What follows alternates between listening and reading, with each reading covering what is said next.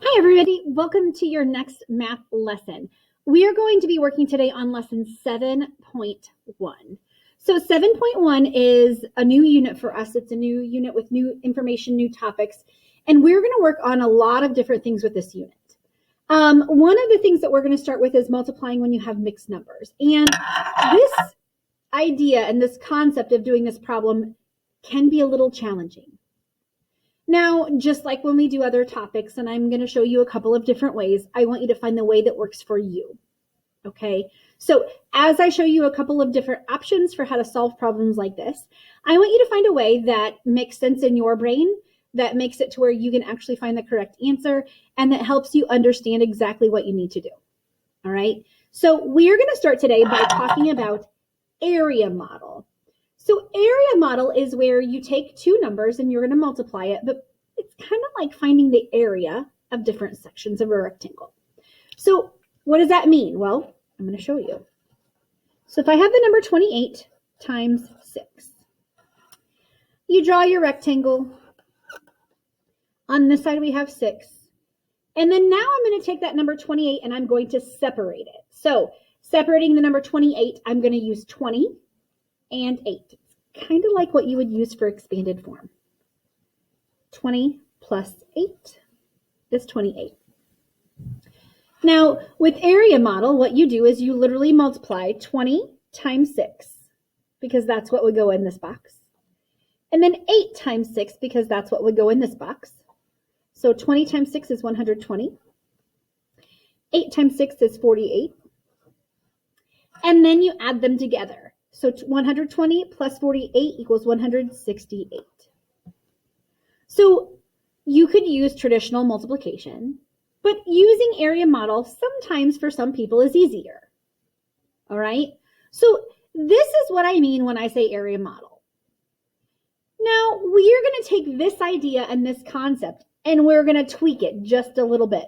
I want to see what you can do for this next problem. Okay? All right, so instead of doing two whole numbers, 28 and 6, what happens with area model when I use 4 and 2/3 times 7? All right.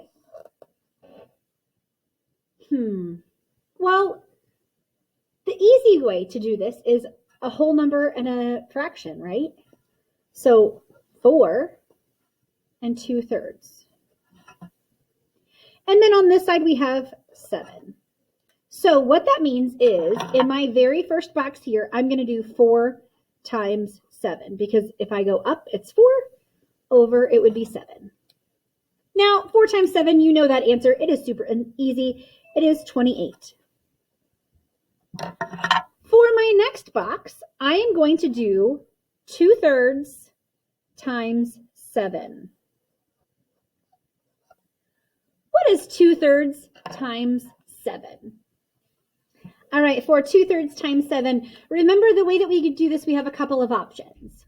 Multiply by the top, divide by the bottom, or you can put 7 over 1 and multiply straight across. 2 times 7 is 14. 3 times 1 is 3. And then I would divide. 14 divided by 3. Make this into a mixed number.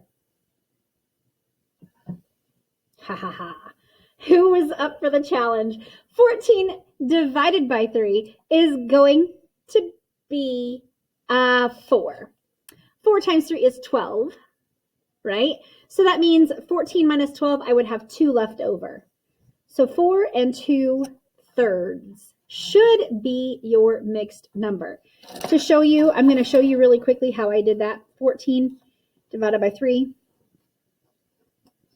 2 left over, so 2/3. That's how I did it. Okay. Now, what you do is you now take your answer and you add them together. So I'm going to do 28 plus 4 and 2/3. So my final answer would be what?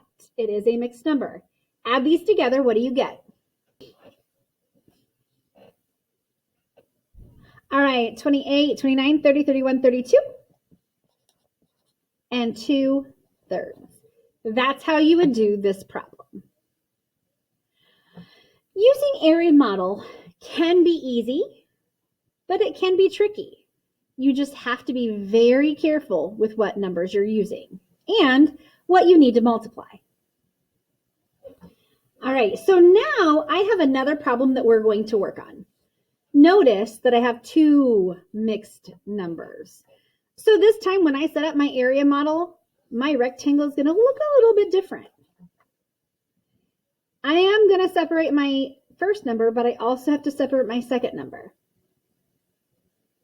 Okay, so what I'm going to do is I'm going to write my area model a little bit differently. I'm going to use a couple different colors that helps me process what I'm doing. Okay, so let's start by looking at this first number, 1 3/4. 1 3/4.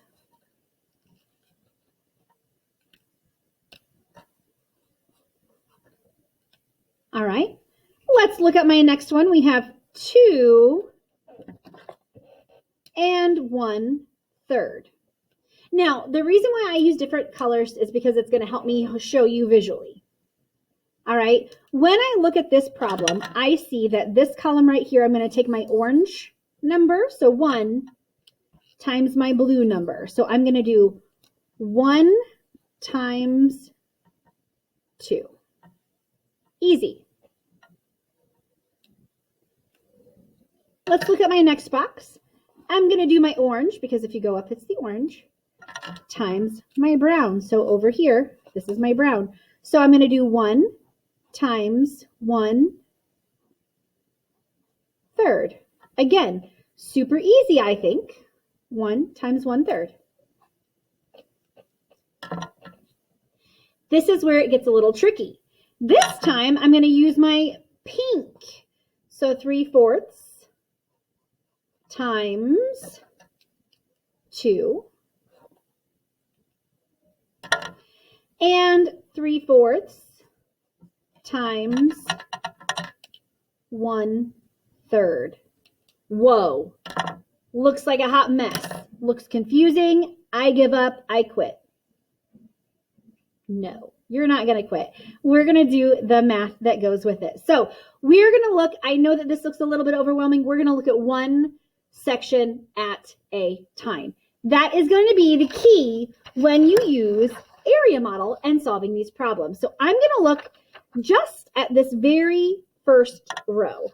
I know that this is 2 1/3. So if I look at my chart, that's what it's going to look like. So 1 times 2 equals 2. 1 times 1/3 equals 1/3. See how that makes it so much easier to process? Look at one section at a time. All right, so right now I have this box done. Now let's go through this one. Again, 3/4 times 2, 3/4 times 1/3. You know how to multiply with fractions. Put it over 1. 2 times 3 is 6. 4 times 1 is 4, 6/4. So that's what would be in this box right here. 3 times 1 is 3. 4 times 3 is 12. That's what would be in this box right here. So now that I've done the multiplication, I add these together. 2 plus 1/3 plus 6/4 plus 3/12. Now you're going to be like, wait, Miss Gilman, I can't do that. You can. It looks intimidating. It looks like it's a lot, but it's really not if you slow down. Now, before we can add anything together, what do we have to have when you are adding fractions? So when you want to add these together, what do I have to do first? Well, you have to have a common denominator. I have to have a common denominator. And I have a 3 a 4, and a 12. So my common denominator is going to be 12. 3 goes into 12 very easily. 4 goes into 12. So that's what I'm going to use. All right, let's rewrite our numbers. 2 stays the same. My denominator has to be 12, so multiply by 4. Whatever I do to the bottom, I do to the top. So 2 plus 4 twelfths. 4 times 3. Whatever I do to the bottom, I do to the top. 18 twelfths. And finally, 3 twelfths, because guess what? That stays the same. Now you add. Let's do it. What is 2 plus 4 twelfths plus 18 twelfths plus 3 twelfths? Okay, fine. 18, 19, 20, 21, 22, 23, 24, 25. 2 and 25 twelfths.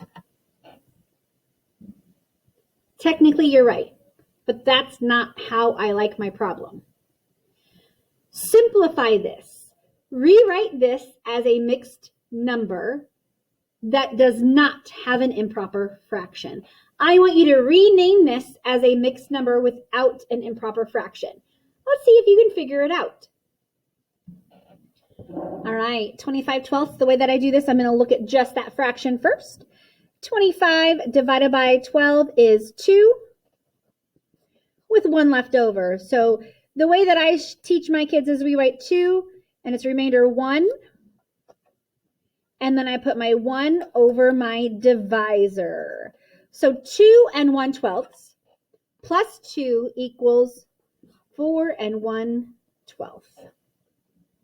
How many of you think that's a lot of work? All right, I think this is a lot of steps. Now, this is one of those times where I teach you area model. Absolutely. We are going to practice with our workbook today. Absolutely. We're going to do a few practices. However, stay tuned. There is an easier way to multiply mixed numbers. Now, partial products is another way that you can do this. Partial products is something basically along the same lines as area models. It's basically the same thing. It's just how you rewrite it. When it says partial products, what that means is you're going to do 3 times 4, 1/8 times 4, and then you add them together.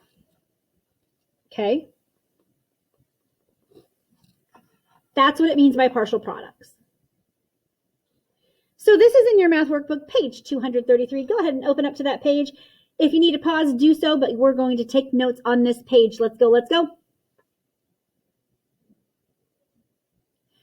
All right, I'm going to draw my area model and label the sides. We have 3 and 1/8 times 4. That's how I got this. 3 times 4, 1/8 times 4. All right, 3 times 4 we know is 12. 1/8 times 4. All right, I'm going to put 1/8 times 4. I know I put 4 over 1. 1 times 4 is 4. 8 times 1 is 8. So 4/8.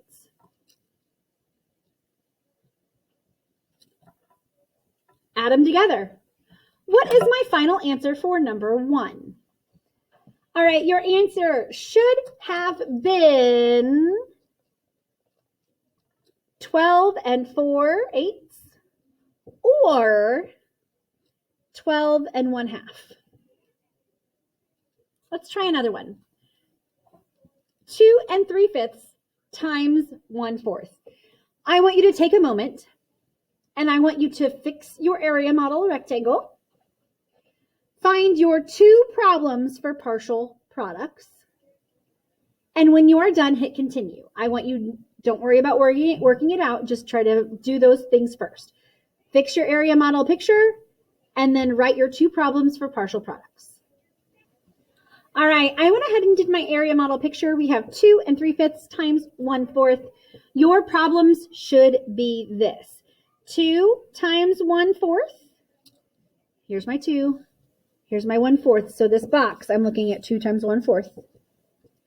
And 3/5 times 1/4.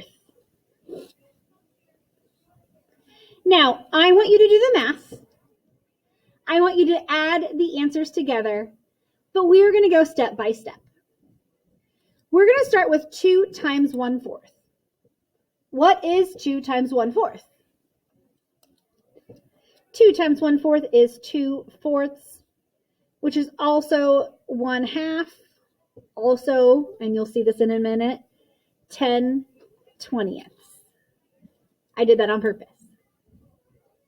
What is 3/5 times 1/4?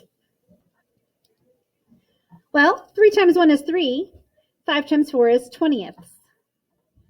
Now do you see why I did that? I want you to add what is my final answer for this problem. Your final answer is going to be 13/20. Awesome, awesome job. Now, we do have one more we are going to do, and we are going to do this one together. I do have a little bit of more suggestions and more things for you to do later in a different video that's going to be on your lesson. I wanted to spend more time doing this because it is tricky.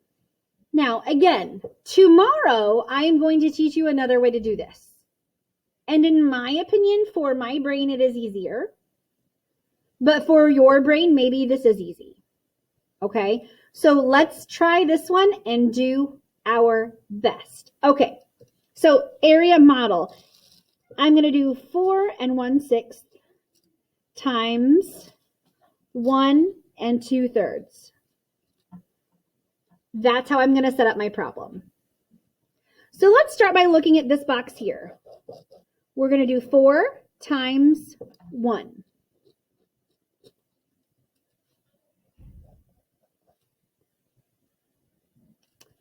(1/6) times 1.